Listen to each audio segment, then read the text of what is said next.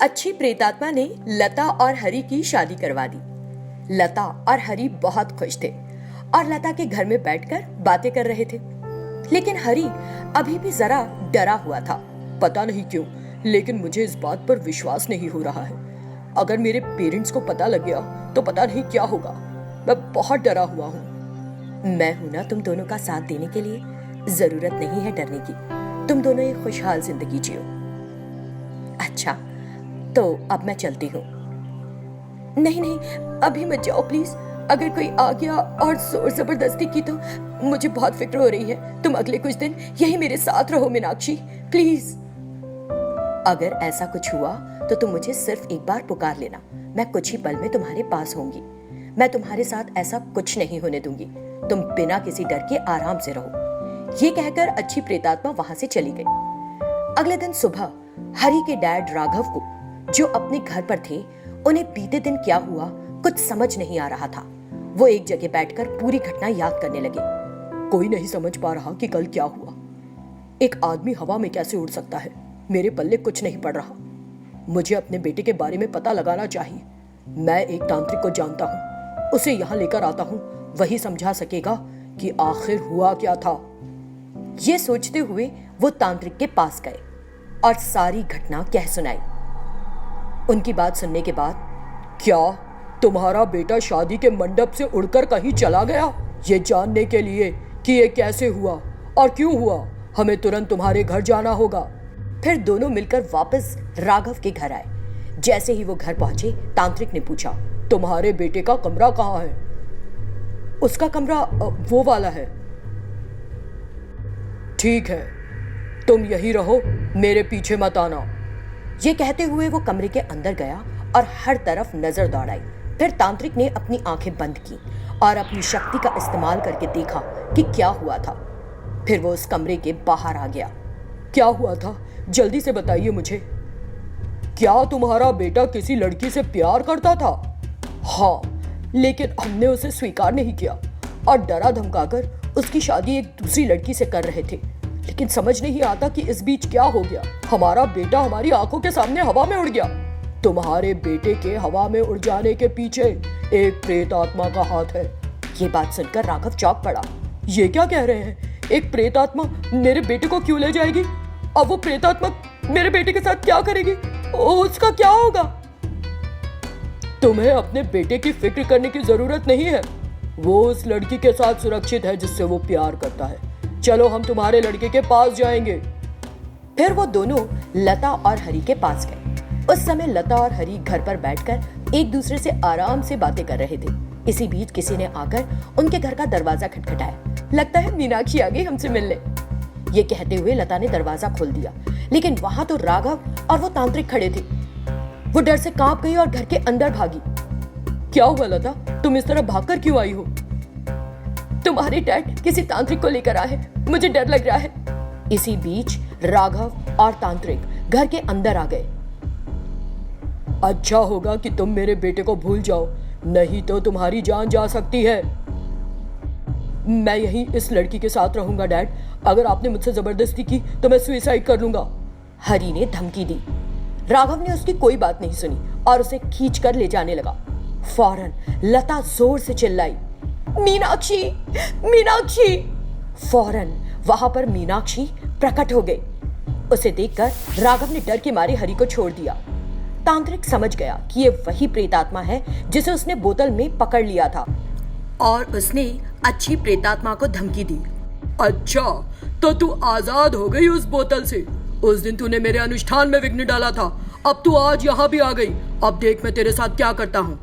हर दिन मुझे कैद करना इतना आसान नहीं, समझे? ये कहते ही अच्छी प्रेतात्मा 4 प्रेतात्मा बन गई और उस तांत्रिक को घेर लिया। ये देखकर तांत्रिक का नियंत्रण नहीं रहा और वो शांत हो गया। मुझे तुमको उसी दिन खत्म कर देना चाहिए था जिस दिन मैं आजाद हुई थी, लेकिन मैंने तुम्हें छोड़ दिया। अब नहीं छोड़ूंगी। ये कहते हुए उन 4 प्रेतात्माओं ने उस तांत्रिक को पकड़ लिया और उसे यातना देकर राख में बदल दिया। तुरंत वो 4 प्रेतात्माएं फिर एक अच्छी प्रेतात्मा में बदल गई और राघव से कहा, वो दोनों एक दूसरे से प्यार करते हैं और शादी कर चुके हैं। उन्हें कोई अलग नहीं कर सकता। आप दोनों को आशीर्वाद दीजिए, नहीं तो तुम्हें भी वही सजा मिलेगी जो इस तांत्रिक को मिली। राघव के डर के मारे पसीने छूट गए और उसने दोनों को आशीर्वाद दिया। मैं माफी मांगता हूँ, तुम दोनों जल्दी से घर आ जाना। ये कहकर वो वहां से चला गया। तुम दोनों को फिर कभी कोई परेशानी नहीं होगी, ऐसा कहते हुए वो वहां से गायब हो गई। इस तरह मैं उन लोगों की मदद करती रही हूं जो किसी भी तरह परेशानी में थे। अच्छी प्रेतात्मा की कहानी सुनकर कंचन और श्वेता को बहुत दुख हुआ। बहन, तुमने उन दोनों को मारकर एक अच्छा काम किया। तुम्हारे साथ ऐसा इसलिए हुआ क्योंकि हमें तुमसे मिलना था, वरना हम तो तुम जैसी अच्छी दीदी से मिल ही नहीं पाते। हाँ, जो होता है अच्छे के लिए ही होता है श्वेता। दीदी, किसी भी कीमत पर हमें छोड़कर मत जाना। हाँ, लेकिन किसी न किसी दिन मेरी आत्मा भी इस हवा में घुल जानी है। मैं तुम्हारी तरह इंसान नहीं हूं ना, मानती हो ना ये बात? ये सुनकर श्वेता और कंचन चुप हो गई। तुम फिक्र मत करो, अभी भी बहुत समय है। चलो, मैं बाहर जाकर आती हूँ। ऐसा कहकर अच्छी प्रेतात्मा बाहर चली गई। इस तरह बहुत साल बीत गए। श्वेता का बेटा चिन्नू भी अब बड़ा हो गया था और अच्छे से बोलने लग गया था। वो अच्छी प्रेतात्मा को मम्मा कहकर पुकारता था। जब भी चिन्नू मुझे मम्मा कहकर पुकारता है, मुझे बहुत खुशी होती है। तुम ही ने तो उसकी जिंदगी बचाई थी ना, वो तुम्हारा ही बेटा है दीदी। इसी बीच चिन्नू अच्छी प्रेतात्मा के पास आ गया। मम्मा, मैं बोर हो रहा हूँ, चलो कल बाहर चलेंगे, चलो ना, चलो। तुरंत अच्छी प्रेतात्मा उत्साहित होकर बोली, ठीक है बेटा, चलो बाहर चलेंगे हम दोनों। फिर श्वेता से कहा, श्वेता, चिन्नू और मैं बाहर जाकर आते हैं जरा। ठीक है दीदी, लेकिन जल्दी आ जाइएगा। फिर अच्छी प्रेतात्मा और चिन्नू घूमने के लिए निकल गए। अच्छी प्रेतात्मा और लोगों को तो दिखाई नहीं दे रही थी। चिन्नू को हंसते और बातें करते देख, ये लड़का अपने आप ही हंस रहा है और खुद से ही बात कर रहा है, लगता है पागल है। कुछ दूर जाने के बाद चिन्नू ने अच्छी प्रेतात्मा से कहा, मम्मी मेरे पैर धो रहे और नहीं चल सकता मैं। ऐसा, ठीक है, चलो तुम्हें अपने कंधों पर बिठा लेती हूँ। ऐसा कहते हुए अच्छी प्रेतात्मा ने चिन्नू को अपने कंधों पर बिठा लिया और रोड पर चलने लगी। ये नजारा देखकर कुछ लोग, लगता है ये बच्चा शैतान के वश में है, कितना अजीब है। और वहां हर तरफ अफरा तफरी मच गई। मम्मा, इन लोगों को क्या हो गया? सब लोग मुझे अजीब तरह से देखते हुए इधर उधर क्यों भाग रहे हैं? मैं किसी को दिखाई नहीं दे रही बेटा, इसलिए उन्हें लग रहा है कि तुम हवा में उड़ रहे हो। तुम किसी को दिखाई नहीं दे रही हो? क्यों मम्मा? थोड़े और बड़े हो जाओ, समझ जाओगे। बात करते हुए वो आगे बढ़ने लगे। रास्ते में चिन्नू ने एक घर की खिड़की के अंदर देखा, वहां एक लड़की फांसी लगा रही थी। ये देखकर उसने अच्छी प्रेतात्मा से कहा, मम्मा, एक आंटी ने ना उस घर के अंदर अपने गले से रस्सी बांधी हुई है। उसकी बात सुनकर अच्छी प्रेतात्मा, अच्छा चलो चलकर देखते हैं। तुरंत अच्छी प्रेतात्मा खिड़की पर गई और अंदर देखा। घर के अंदर एक लड़की ने सुसाइड की पूरी तैयारी की हुई थी।